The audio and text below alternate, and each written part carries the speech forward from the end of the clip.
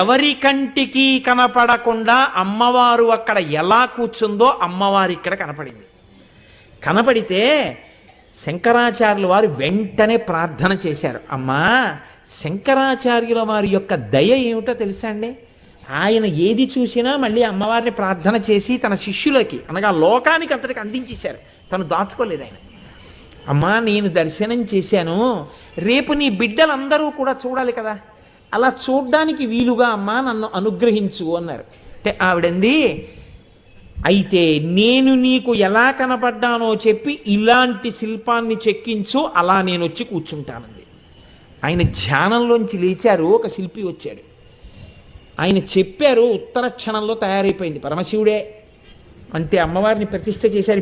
ఇప్పుడు మీరు చూస్తున్న మూకాంబిక శంకర భగవత్పాదులు తీసుకొచ్చి కూర్చోపెట్టినటువంటి మూర్తి. శంకరాచార్యుల వారు అమ్మవారి యొక్క రూపాలను